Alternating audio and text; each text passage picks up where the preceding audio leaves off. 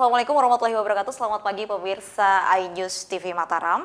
Kembali lagi di Bincang iNews di pagi hari ini, tentunya dengan narasumber kita di pagi hari ini yang akan membahas tentang stunting di Nusa Tenggara Barat.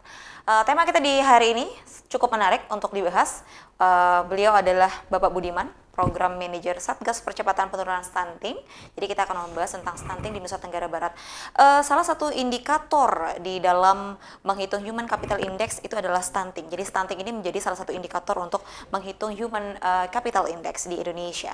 Di Indonesia sendiri prevalensi untuk stunting menurun dari 21% ke 24,4%, mohon maaf, meningkat. Tapi dengan begitu catatan ini adalah memberikan bukti bahwa kasus stunting di Indonesia itu cukup menurun. Tapi bagaimana di Nusa Tenggara Barat? Kita langsung saja ke Bapak Budiman. Selamat pagi, Pak. Selamat pagi. Selamat pagi.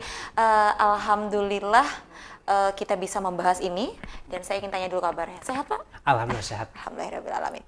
Oke, kita di hari ini akan membahas tentang stunting di Nusa Tenggara Barat. Sebelum kita membahas tentang di Nusa Tenggara Barat, tapi menurut Pak Budiman sendiri, untuk kasus stunting di Indonesia menurun atau bagaimana? Menurun kalau secara nasional berdasarkan ya? data SSKI yang diterbitkan kemarin di tahun 2022, bahwa prevalensi stunting menurun dari 24 ke angka 21% gitu. Bagaimana kalau di Nusa Tenggara Barat? Kalau di Nusa Tenggara Barat ini yang agak ironi ya, dari kalau kita melihat data nasional bahwa data stunting itu menurun, tapi berdasarkan data, kalau kita melihat dua sumber data ya, data EPBGBM kita menurun kalau di NTB ya. Nah, EPBGBM ini adalah sumber data yang diambil dari Dinas Kesehatan melalui Posyandu gitu ya.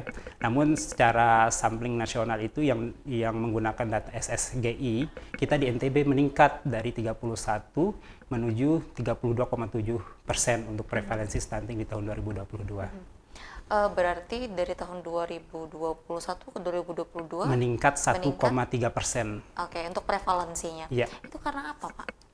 Ada banyak faktor sih sebenarnya, kita tidak bisa berbicara satu faktor di sini kalau untuk berbicara stunting, karena memang stunting ini adalah isu yang menurut saya sih output akhir dari beberapa faktor determinan yang mempengaruhi gitu ya. Nah, karena memang stunting ini ada banyak faktor-faktor X, salah satunya misalnya apa yang menyebabkan faktor stunting itu. Pertama, misalnya kalau kita berbicara faktor spesifiknya, ialah ini orang yang terkena stunting ini atau bayi yang terkena stunting ini karena dia kurang asupan gizi gitu, gizi yang mengandung gizi protein hewani yang cukup tinggi, sehingga ketika mereka tidak terpenuhi asupan gizinya, maka bisa secara langsung berpengaruh pada tinggi badan yang tidak ideal sama berat badan yang tidak ideal berdasarkan usianya begitu ya. Kalau kita bisa mengulas lebih dalam lagi terkait dengan kasus stunting yang meningkat di Nusa Tenggara Barat ini, tentunya ada hal-hal atau rencana-rencana ke depan yang akan dilakukan oleh pemerintah Nusa Tenggara Barat. Akan tetapi saya ingin tanyakan, ini kan berdasarkan atas apa yang dikonsumsi oleh ibu dari bayi. Berarti apakah ini menjadi salah satu faktor stunting meningkat di Nusa Tenggara Barat, atau kurangnya pengetahuan dari ibu si bayi ini untuk mengkonsumsi makanan-makanan yang bergizi, atau bagaimana?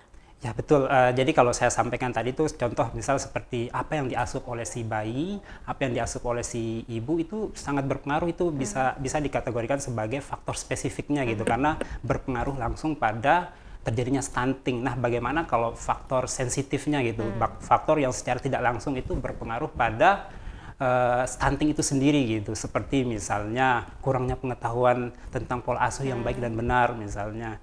Terus kedua, misalnya sanitasi yang tidak baik di lingkungannya misalnya. Terus akses air bersih misalnya, atau mungkin di rumahnya tidak mempunyai jamban, atau si bayi ini kena paparan asap rokok dari keluarga terdekatnya. Itu adalah beberapa faktor-faktor sensitif yang sangat berpengaruh pada anak itu stunting gitu. Daerah mana yang kasus stunting yang meningkat di Nusa Tenggara Barat ini? Kalau kita melihat dari tren prevalensi stunting tahun 2022, untuk kabupaten yang paling tinggi stuntingnya adalah Kabupaten Lombok Utara. Gitu. Tapi kita tidak bisa mengkuantifikasi bahwa Kabupaten Lombok Utara tuh banyak anak yang terkena stunting karena memang penduduknya nggak sebanyak katakanlah di Kota Mataram atau di Lombok Timur gitu.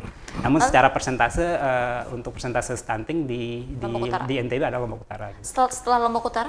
Setelah Lombok Utara kita punya data di sini ialah angka stunting kalau kita melihat dari hasil EPPGBM itu di Kabupaten Lombok Utara itu kita mempunyai persentase tahun 2022 itu adalah 22,94%. Sementara kalau di Kabupaten Lombok Tengah di sini ada 20,81% gitu ya. Berarti Lombok Utara pertama, yang kedua adalah Lombok Tengah. Tengah baru dilanjuti oleh Lombok Barat 18,98%. Itu dari data EPPGBM ya.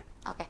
Ini mengukurnya SSGI atau mungkin yang lain? Seperti yang saya sampaikan dari data EPPGBM yang diinput langsung dari data Posyandu, dari pengukuran oleh Posyandu itu. Lalu kalau misalkan sudah melihat data-data yang sudah ada bahwa Kabupaten Lombok Utara yang banyak memiliki kasus stunting, lalu Kabupaten Lombok Tengah, tentunya ada hal-hal yang terus dilakukan oleh BKKBN NTB.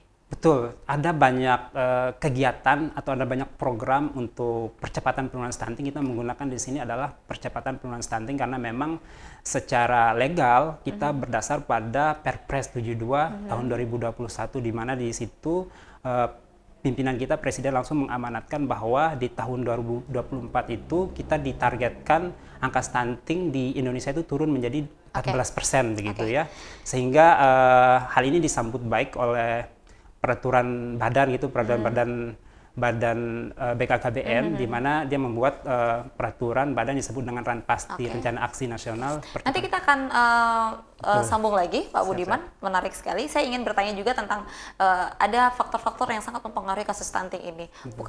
Bukan hanya ilmu pengetahuan dari Ibu, tapi nanti kita akan bahas. Pemirsa jangan kemana-mana, tetap di Bincang iNews.